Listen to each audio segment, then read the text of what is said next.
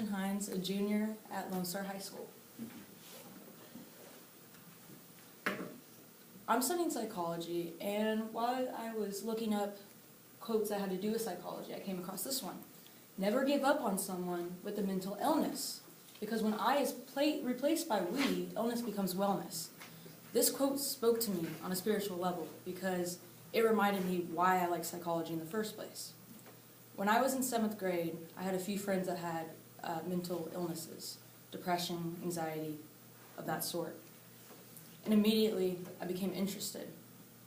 I wanted to know why they were like that, why they were so sad, why they were so anxious over things that there was no reason to be anxious about.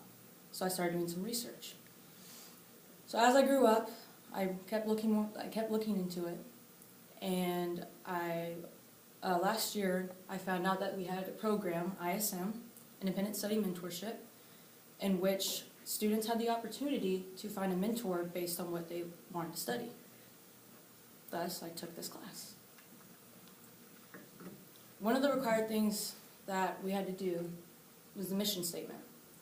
And after thought, serious thought, I came up with this: to develop an understanding towards all mental illnesses and provide a safe, caring environment for struggling adolescents.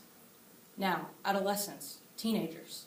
Why did I become so interested with teenagers? Once again, going back to 7th grade with my friends. As we just became teenagers, and as we grew up, I started seeing more people developing these mental illnesses. So I became intrigued, going, what's wrong with our teenagers these days? So, later on in ISM, we were asked to give a topic proposal. So, based on my interest since 7th grade, I decided that I wanted to be the essential change in the society. By doing so, I should work in inpatient with adolescents. So, but why did I choose ISM for this opportunity? Why didn't I go out on my own and just find someone and talk to them and learn more about this, just completely on my own without a class? ISM gives you opportunities like exposure to the real world that I couldn't exactly get. And even if I could get it, would I have the motivation to do it without someone standing behind me, pushing me? It provides all students with opportunities, meaning they can help us make connections and help us give an understanding on how to do things like interviews or research assessments. It teaches you how to overcome obstacles, meaning due dates. There's very precise due dates in which you have to have something done. And the preparation. You can't just show up to class, never even research your topic and give a whole entire speech about it. So, going back to what I said earlier, what type of psychology? Teenage psychiatry, inpatient specifically. And another quote that I really liked is, "It's not what you do, but why you do it." So meaning, yeah, what I want to do, psychology, but why do I want to do it? I need to have the motivation to push me to learn more about it, learn something about this topic that doesn't have a lot of information behind it yet. Why teens? It is said that they conducted a study in 2009 that determined that 1 in 5 children will struggle with some type of mental illness at least once in their life. Suicide rates have increased over the years. The use of antidepressants has increased by 400% since 1988. I want to figure out why and figure out how to change this.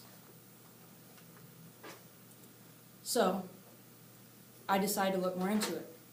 I did research assessments about emotional intelligence and why people don't know what that is. Everyone knows what regular intelligence is, making a decision, yes, no, right for wrong.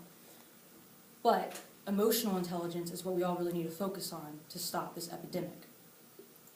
Suicide is ranked 3rd for highest cause of teenage death. That's another very important statistic that I gained from these research assessments, in which it goes back on emotional intelligence because these kids, some of them didn't even know that something was wrong with them. And if they did, they were like, wow, something's really weird with me. I must be born with something that's just completely wrong. Antidepressant use increase, as I told you before. That was also from my research assessments. Depression in adults more deadly. That's actually depression in adults in comparison to teens, statistically, is far worse, death-wise. Teens are more likely to overcome or fail an attempt rather than adults who will actually put more thought into it, and whether it be jumping off the bridge in California, which was another research assessment that I had. About 35 million adults will struggle with depression. So even though I'm focusing on teens, I want to look at the other side just to create that comparison, because knowledge all around is better than just knowledge on the teenage side. The amount of disability and life lost due to depression will, by 2030, surpass that from war, accidents, cancer, stroke, and heart disease. World Health Organization. This was a big, it caused alarm in me. And it just ignited this motivation in me to make this statistic unreal, to somehow put a stop to these mental illnesses for everyone, but focusing on teens. If I start where they are younger, and I can fix it before they get older, then I'll also lower the adult statistics. Interview assessments. I interviewed Miss Jones, and she listed specific qualities of a therapist. This is very important because when I'm dealing one-on-one with teenagers, I need to know how to approach things in a way so I will not make them scared or make them feel awkward or not welcomed in a setting. Mr. Armstrong, who actually works in inpatient and outpatient intensive care with teenagers, explained the realities of working in an inpatient unit. It's not all fun and games. You're going to lose some of your patients. You have to, you're responsible for their lives. You have to watch them 24/7. And for some people, they can't handle that. It's just too much stress because they're having that person's life in their hands. And then Mr. Casson highlighted important techniques to use when talking to clients. Mr. Casson is actually, he has nothing to do with psychology. However, he has his own business, and I asked him specifically, how do you work with clients? How do you approach them when something goes wrong? How do you keep that tone in your voice so that way they know you're not angry with them? And that's also essential, not just with, the parents of the children, but the children themselves and the teenagers, because if you don't word things, they may think that you're attacking them or angry, and then they'll shut down, and that is deadly in psychology and psychiatry especially. So basically what ISM has done, this was me beginning of the year, had these ideas in my head of what I wanted to do, of opportunities that I may or may not have in the future, but I would like to have.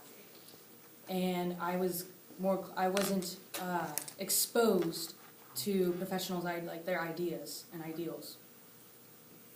But then, thanks to ISM, I have had the opportunity to hear other people's ideas and not be so closed-minded and become a more open-minded person, thus strengthening my overall knowledge, not just with psychology, but with clients and people and how one works with another.